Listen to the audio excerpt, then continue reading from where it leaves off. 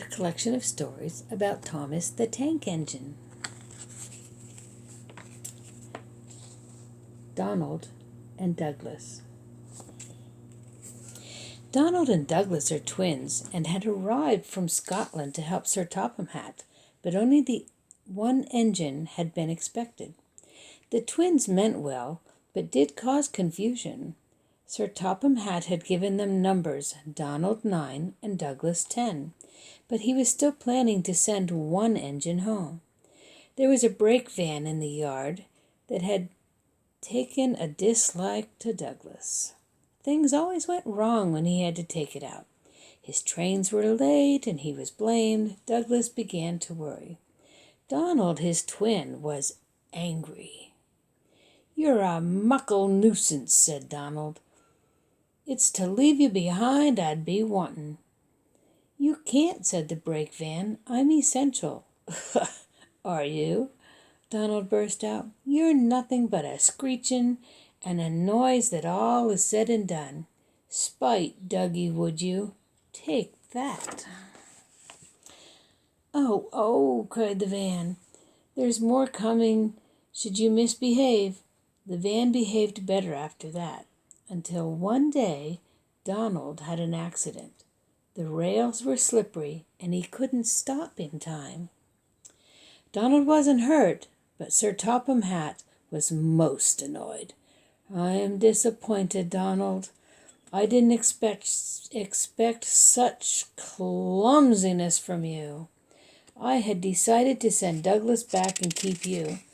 "I'm sorry, sir," said Donald. "I should think so, too. You have upset my arrangements. Now James will have to help with the goods and work while you have your tender mended. James won't like that."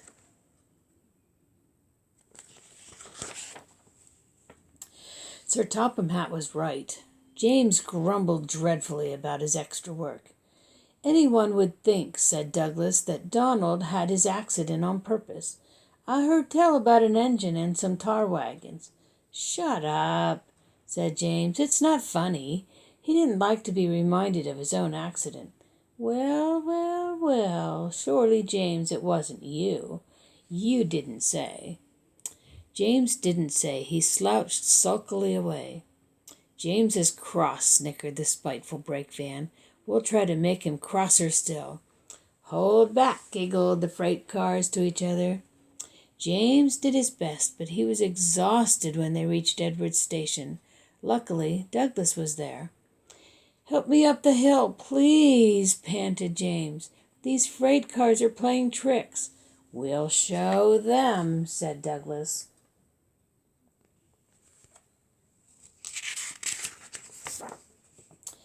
Slowly but surely, the snorting engines forced the freight cars up the hill.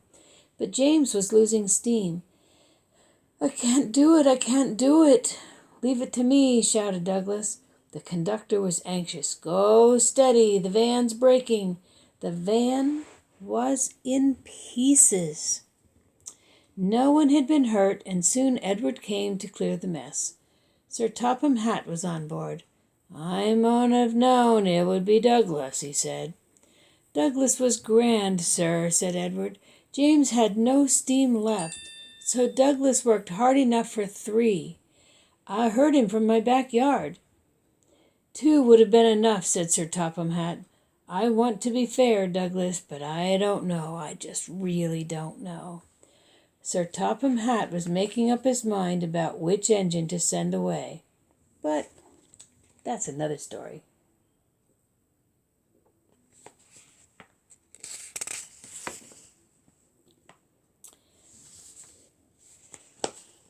The Deputation.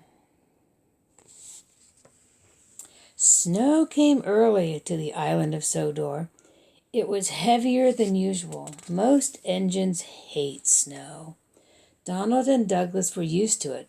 Coupled back to back with a van between their tenders and a snowplow on their fronts, they set to work.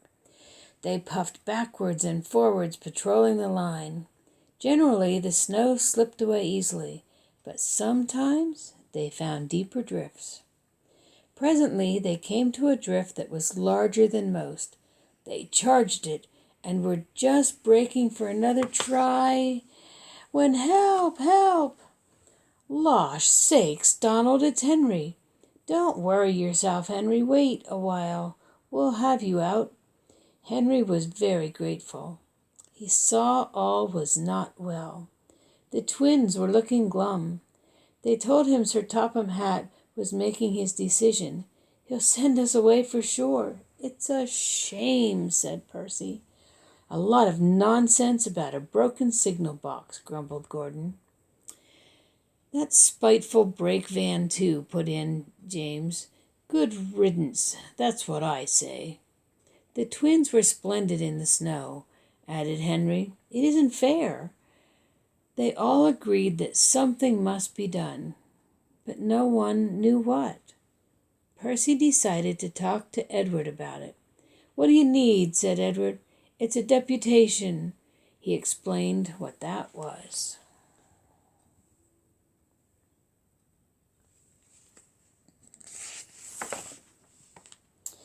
Percy ran back quickly. Edward says he needs a depot station. Of course, said Gordon. The question is, what is a desperation? Asked Henry. It's when engines, Sir Topham Hatt. Something's wrong, said Percy. Did you tell Sir Topham Hatt? Asked Duck thoughtfully. There was a long silence. I propose, said Gordon, that Percy be out,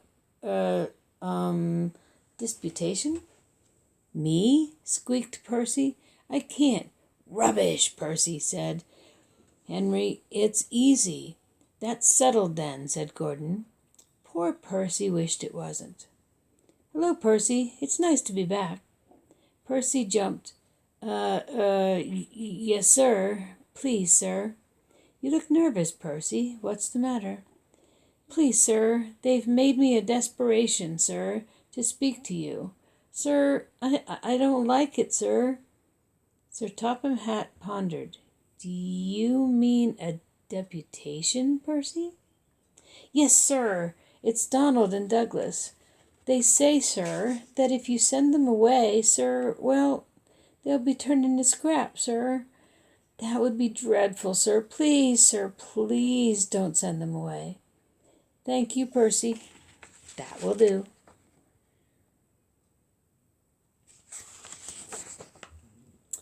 Later, Sir Topham Hatt spoke to the engines. I had a deputation. I understand your feelings, and I've given a lot of thought to the matter. He paused impressively. Donald and Douglas, I hear that you work in the snow was very good. You shall have a new coat of paint. The twins were surprised. Thank ye, sir, thank ye. But your names will be painted on you. We'll have no more mistakes. Thank ye, sir. Does this mean that both of us... Sir Topham Hatt smiled. It means... But the rest of his speech was drowned in a delighted chorus of cheers and whistles. The twins were here to stay.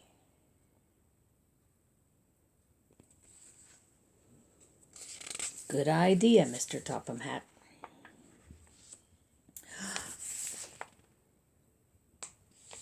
The Diseasel. Bill and Ben are tank engine twins. Each has 4 wheels, a tiny chimney and dome, and a small, squat cab.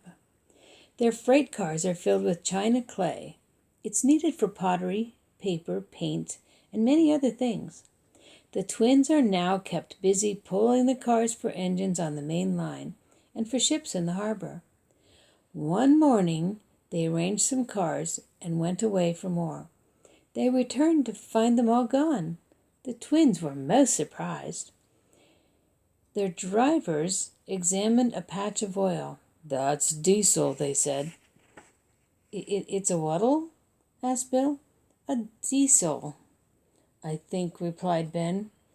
There's a notice about them in our shed. Coughs and sneezels spread diseasels.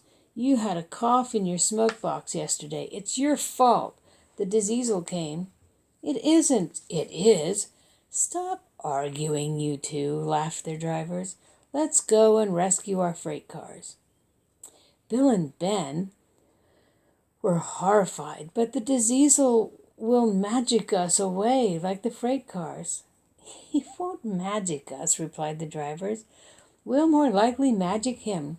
Listen, he doesn't know you're twins. So, we'll take away your names and numbers, and then this is what we'll do. Puffing hard, the twins set off on their journey to find the diesel. They were looking forward to playing tricks on him. Creeping into the yard, they found the diesel on a siding with the missing cars. Ben hid behind, but Bill went boldly alongside. The diesel looked up. Do you mind? Yes, said Bill, I do. I want my cars back.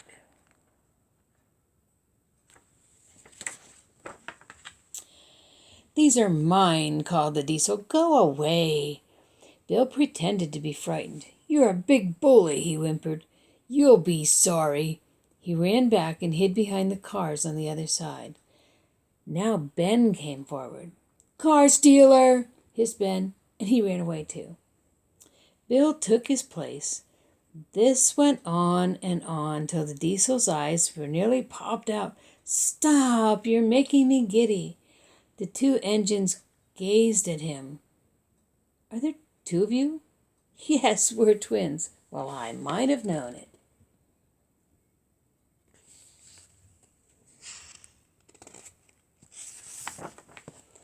Just then, Edward bustled up. Bill and Ben, why are you playing here? We're not playing, protested Bill. We're rescuing our cars, squeaked Ben. Even you don't take our cars without asking, but this diesel did. There's no cause to be rude, said Edward severely. This engine is a Metropolitan Vickers Diesel Electric Type 2. Well, the twins were most impressed. We're sorry, Mr. Never mind. The diesel smiled. Call me Boko. I'm sorry, I didn't understand about the cars.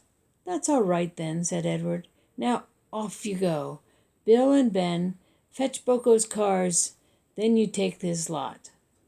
There's no real harm in them, he said to Boko, but they're maddening at times. Boko chuckled. Maddening, he said. Maddening is the word.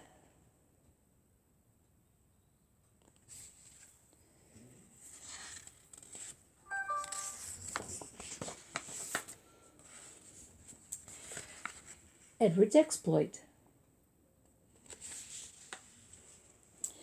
Bertie the bus was given some visitors a tour on the island of Sodor. It was their last afternoon, and Edward was preparing to take them to meet Bill and Ben. He found it hard to start the heavy train. Did you see him straining? Asked Henry. Positively painful, remarked James. Just pathetic, grunted Gordon. He should give up and be preserved before it's too late. Shut up, burst Duck. You're all jealous. Edward's better than any of you. You're right, Duck, said Boko. Edward's old, but he'll surprise us all. I've done it. We're off. I've done it. We're off, said Edward as he finally puffed out of the station. Bill and Ben were delighted to see the visitors. They loved being photographed. Later, they took the party to the China Clay Works in a brake van special. Everyone had a splendid time, and the visitors were most impressed. And then Edward took the visitors home. On the way, the weather changed. Wind and rain buffeted Edward. His sanding gear failed, and his fireman rode in front, dropping sand on the rails by hand. Suddenly, Edward's wheels slipped fiercely, and with a shrieking crack, something broke. The crew inspected the damage. Repairs took some time. One of your crack pins broke, Edward, said the driver.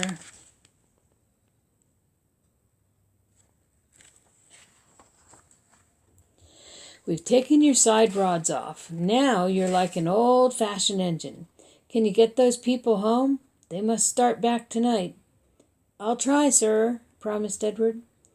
Edward puffed and pulled his hardest, But his wheels kept slipping and he couldn't start the heavy train. The passengers were getting anxious. The driver, fireman, and conductor went along the train, making adjustments between the coaches. "We've loosened the couplings, Edward. Now you can pick your coaches up one by one, just as you do with freight cars." "That'll be much easier," said Edward. "Come on." He puffed and moved cautiously forward. The first coach moving helped to start the second, and the second helped the third. I've done it, puffed Edward. "Steady, boy," warned the driver. "Well done, boy. You've got 'em. You've got 'em."